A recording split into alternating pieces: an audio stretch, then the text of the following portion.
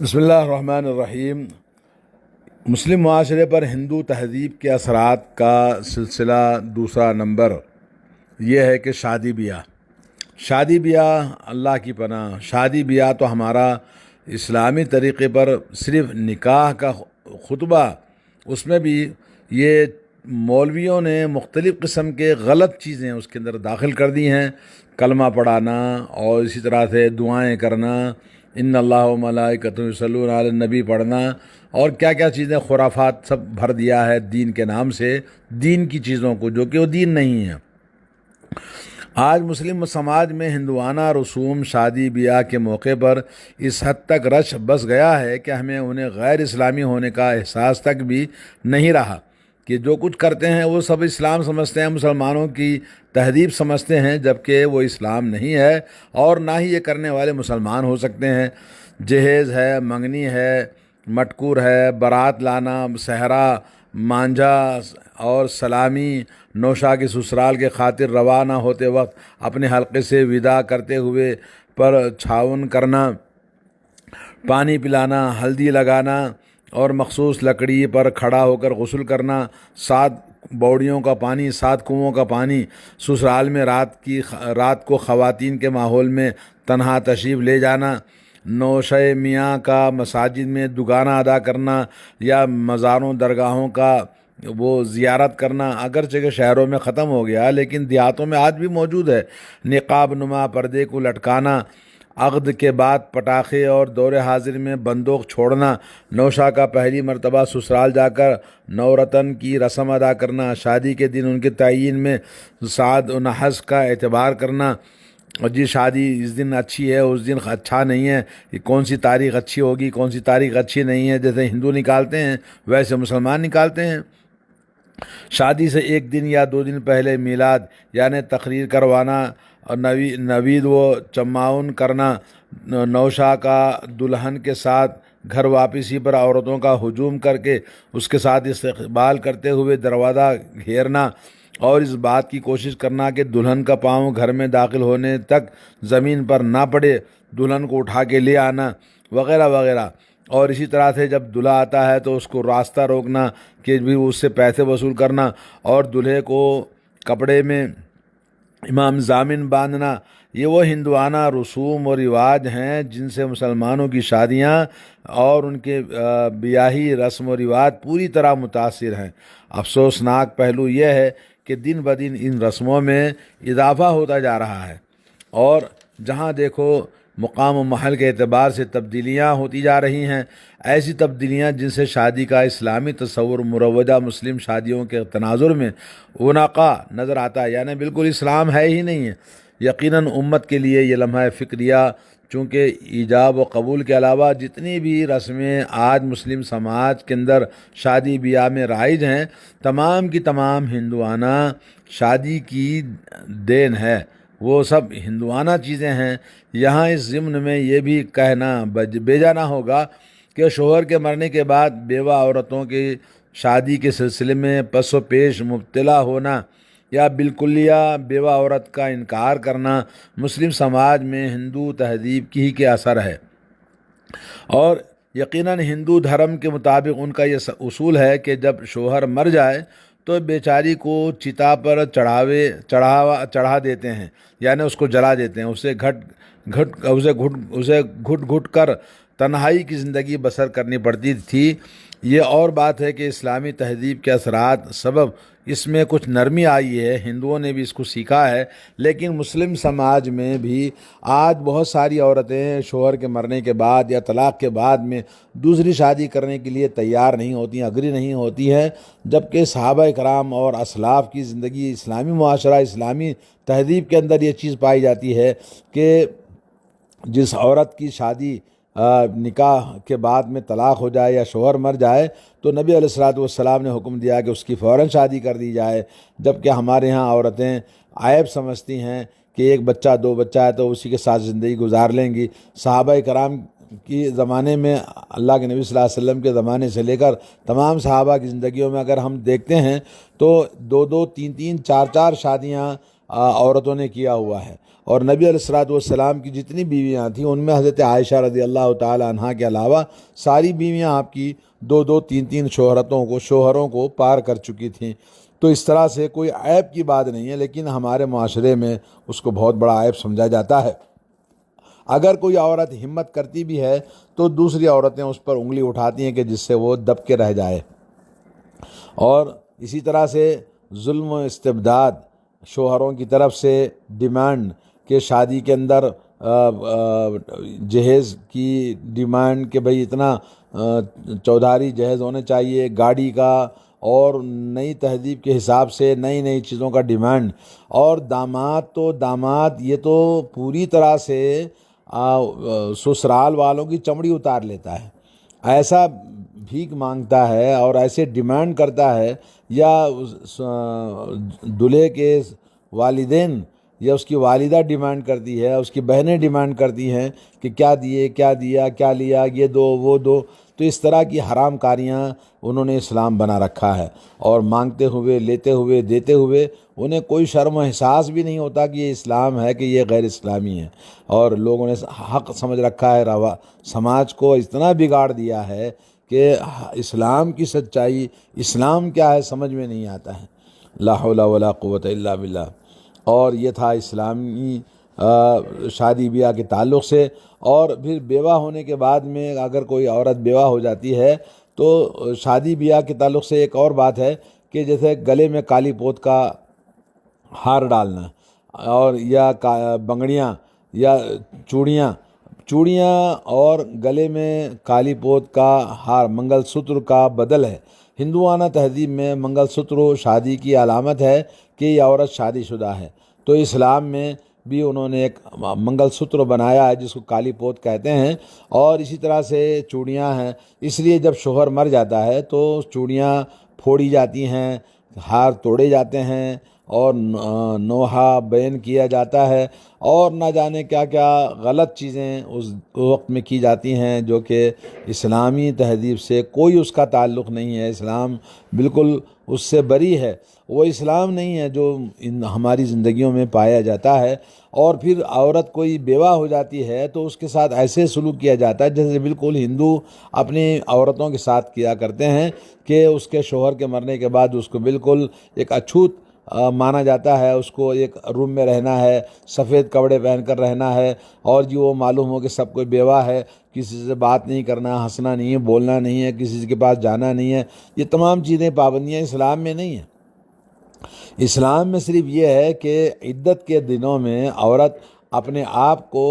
یعنی شادی بیاہ کرنے سے الگ رکھے۔ اور اسی طرح شادی بیاہ کے جو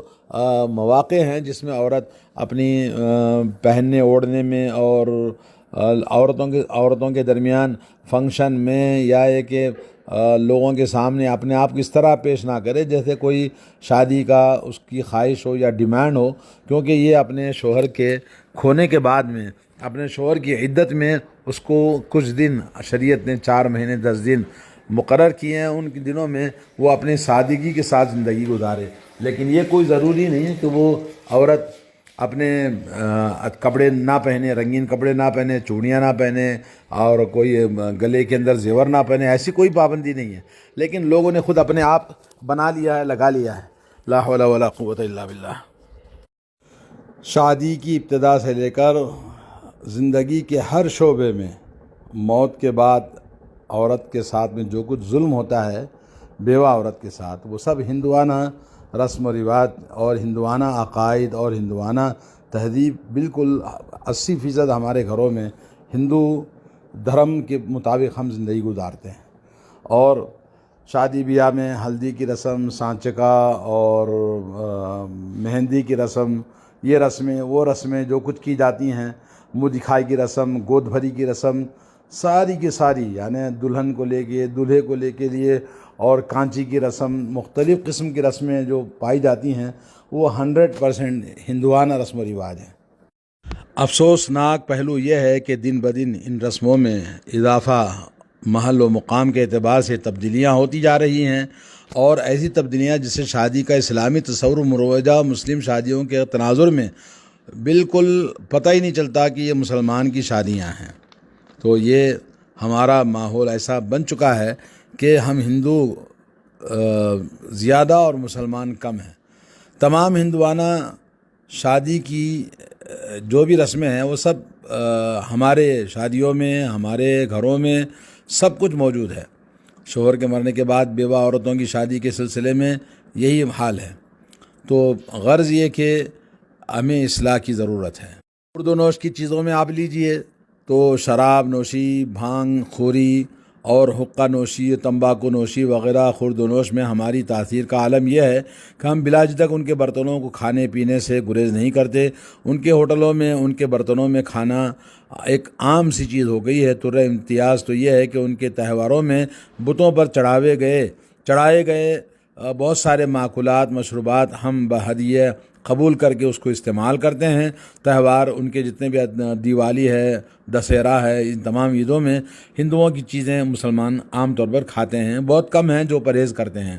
اور اسی طرح اقتصادیات میں آپ دیکھ لیں، اقتصادیات کو بھی ہندو تہذیب نے اتنا متاثر کیا کہ مسلم معاشرے میں حلال و حرام کی کمائی کی تمیز بھی باقی نہیں رہی. مثلا سودی لین دین ہے، جوئے بازی ہے، لاٹری لگانا، زمینوں کی زر پیشگی پر لین دین، منشیات کی بے باکانہ تجارت کرنا، ایک ملک سے دوسرے چوری چھپے مال لے کر دوسرے علاقے میں پہنچانا، یہاں تک کہ اقتصادیات کی نیت سے عورتوں کو اس کے حقوق یعنی وراثت سے محروم کرنا بھی دور حاضر میں مسلمان سماج میں عام ہوتا جا رہا ہے. عورتوں کے حقوق نہیں دیے، جائیداد میں ان کی عورتوں کی طرح ہم نے سمجھ رکھا ہے کہ عورتوں کا حق نہیں ہے جائیداد میں. اس لیے کورٹ کے اندر بھی کورٹ کا جو قانون ہے اس میں عورتوں کے جائیداد میں کوئی حصے کا ذکر نہیں ہے. تو مسلمان بھی اپنی بہنوں کو، اپنی بیٹیوں کو اور اپنے جو عزیز عورتیں ہیں، بیوی ہے، ماں ہے، ہر ایک کے حقوق اسلام میں موجود ہیں، مگر مسلمان ان کے حقوق نہیں دیتے. عام اسی طرح سے تعمیراتی کام میں آپ دیکھیں گے کہ جہاں ہندو تہذیب کا اثر مسلم معاشرے کے دوسرے گوشوں پر پڑا ہے، وہیں اسلامی تعمیرات بھی اس کی زد میں آ گئی ہیں. وہ کامل یا غیر کامل ہندوانہ طرز تصویر میں ہندی تہذیب کی آشکار بن گئی ہیں. چنانچہ اجمیر کی جامع مسجد کا نقشہ کوہ آبو کے جین مندر سے لیا گیا ہے. رات کی عمارتوں میں تو گنبد اور نکیلی محراب کو چھوڑ کر سبھی چیزیں ہندو طرز کی ہیں، جس کی اچھی مثالیں محافظ خان کی مسجد اور ابو تراب کا مقبرہ وغیرہ ہیں. عام معمولات زندگی کو بھی آپ غور کریں گے تو گھروں میں دیکھیں گے کہ بھئی رات میں چونا نہیں مانگنا، برتن نہیں دینا، دہلیز پر نہیں بیٹھنا، ناخن نہیں کاٹنا، جی فلاں چیز نہیں کہنا، فلاں چیز کہنا چاہیے، فلاں چیز نہیں کہنا چاہیے، بدشگون، اپشگون، ایسی تمام چیزیں ہمارے معاشرے میں. اور ہمارا سماج دوسری تہذیبوں کے بالمقابل ہندو اکثریت کے ساتھ رہنے کے سبب ان کی تہذیب سے کچھ زیادہ ہی متاثر ہے. بلکہ یہ کہا جائے تو یہ بیجا نہ ہوگا کہ بعض علاقے میں پوری طرح مسلم سماج پر اس کا تسلط ہے. یقیناً اس سلسلے میں ضمنی عناوین کے تحت ہر ایک پر ایک مستقل موضوع کے تحت بات کی جا سکتی ہے. مسلمانوں کی زندگی کے تقریباً سارے لمحات اور ولادت، وفات، معاشیات، اقتصادیات، سیاسیات، سماجیات، اخلاقیات و ادبیات، تعمیرات و تعلیمات ہندوانہ رواج و رسوم سے مستعار ہیں. غالباً اسی سبب سے علامہ اقبال رحمۃ اللہ علیہ نے مسلم سماج کا نقشہ اپنے اشعار میں یوں کھینچا ہے: وضع میں تم ہو نصارہ تو تمدن میں ہنود، یہ مسلمان ہیں جنہیں دیکھ کر شرمائیں یہود. فرقہ بندی ہے کہیں اور کہیں ذاتیں ہیں، کیا زمانے میں پنپنے کی یہی باتیں ہیں.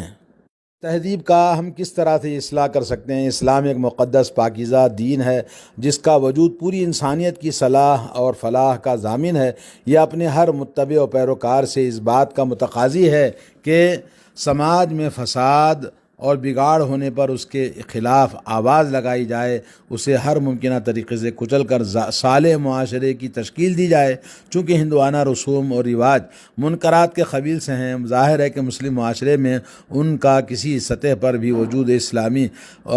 اسلامی معاشرے کی تشکیل سے متصادم ہے. اس لیے من رأى منکم منکرا فلیغیرہ بیدہ فإن لم یستطع فبلسانہ وإن لم یستطع فبقلبہ وذلک اضعف الایمان. صحیح مسلم کی حدیث ہے کہ تم جب بھی کوئی منکر اسلام کے خلاف کوئی کام دیکھو تو اس کو اپنے ہاتھ سے روکو اگر طاقت ہے، اگر نہیں ہے تو پھر زبان سے اس کو نصیحت وعظ و نصیحت کر کے روکو، اگر وہ بھی طاقت نہیں ہے تو کم از کم دل میں اس سے نفرت کرنا اور اس سے باز رہنا چاہیے۔ تو اس کے